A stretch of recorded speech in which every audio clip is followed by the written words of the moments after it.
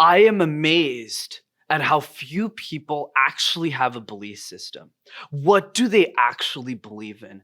Vinod Khosla, founder of Sun Microsystems. When we think about the highest performers in the world, whether they're musicians, artists, athletes, they have a unique way of how they see the world. Think of Michael Jordan and some of the principles he had growing up as a kid and being the basketball player he ended up being. When you think of anybody at the highest level, most have a unique belief system. They have a set of values and principles that they abide by and that govern the way that they live their life. This is exactly why in this week's episode of Master Talk, I'm going to teach you how to build public speaking identity by sharing my own personal values and mantras before I jump onto any stage. Hi everyone, Brendan here from MasterTalk, on your go-to channel to mastering your talk. And today we're talking about how do we build a set of values and principles for our communication skills to really get into that world-class level.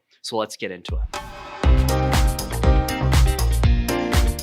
Number one, never betray your audience. I don't care if I slept 10 hours that day or 10 minutes. I'm going to show up on that stage, even if I make mistakes, like the best version of myself, because my audience needs me. I developed that first value when I was younger, coaching some of the best speakers on the planet in my university's case competition program.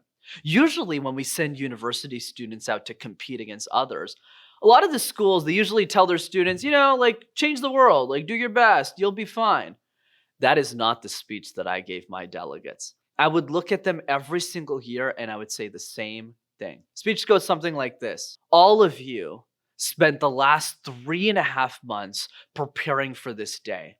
And guess what? Those judges, those executives don't have to be there. They're taking time out of their family, their busy schedules to sit there and watch you present. So what are you going to do for them?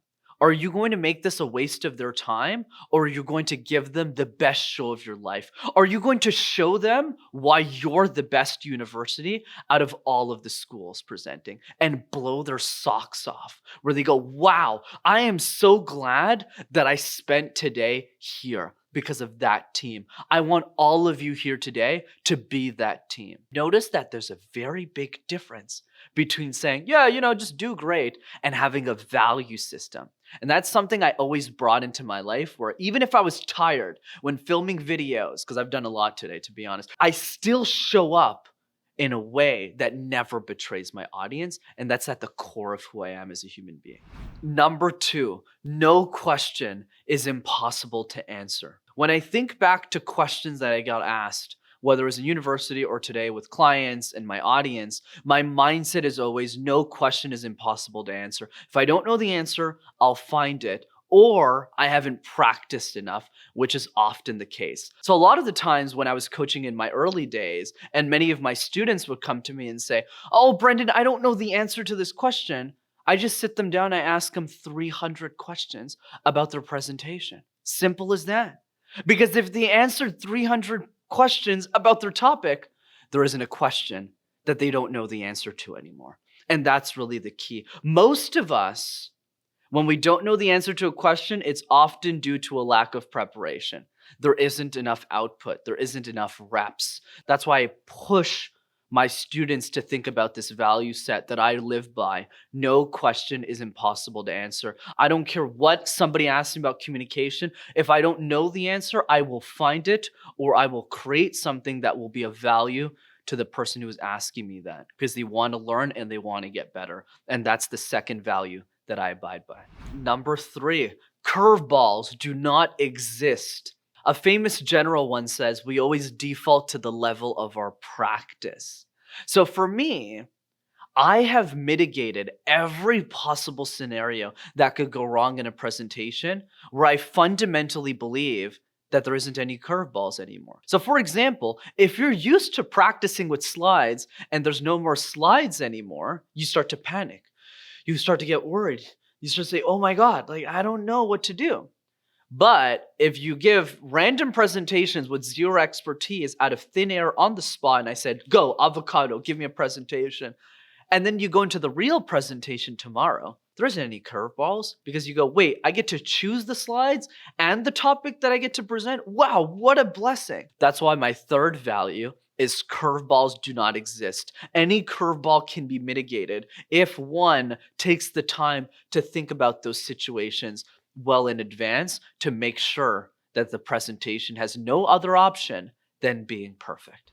And finally, number 4, always fight for the person who needs you the most. Look, and I'm super honest about this. I don't actually like making YouTube videos. It's lonely, it's hard. I have to record a bunch of videos. Thankfully, I got a great team behind me. But my goodness, is it tough. So why do I show up and yell at this camera at you every single week? The reason is not because of my executive clients. I'm super fortunate I get to work with incredible people.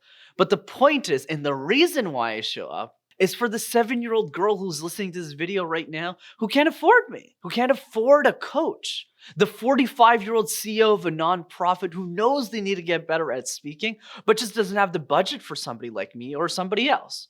Or a teenager who's just getting started with high school and is really worried about their next classroom presentation. That's who MasterTalk is for. So I don't really see this as a hobby. I see this as a responsibility.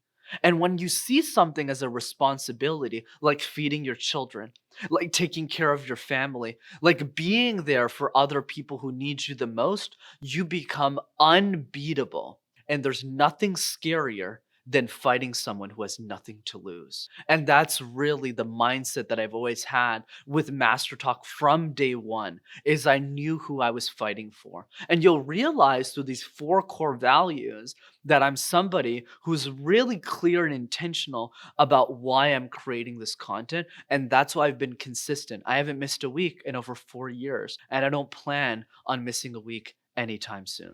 This video isn't about me. It's about you. What are your core values? What is important to you? Because the values that I outlined today are not the same that you would have. That would motivate you, that would encourage you, that would push you to create YouTube videos like this. So the point today is not just to listen to mine, but to create yours. What's your belief system? What is your value set? What do you believe is righteous in the world that you want to solve for?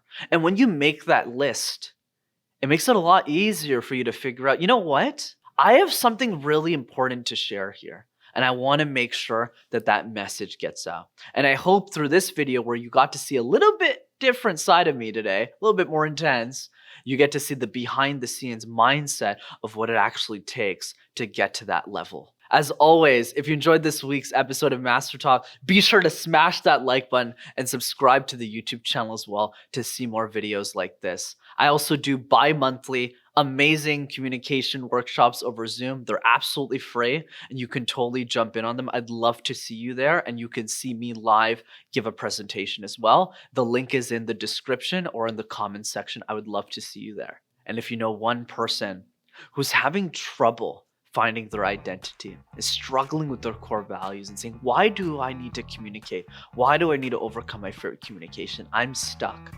I would encourage you to send them this video so that they'll be one step closer to mastering their talk. Thanks, everyone.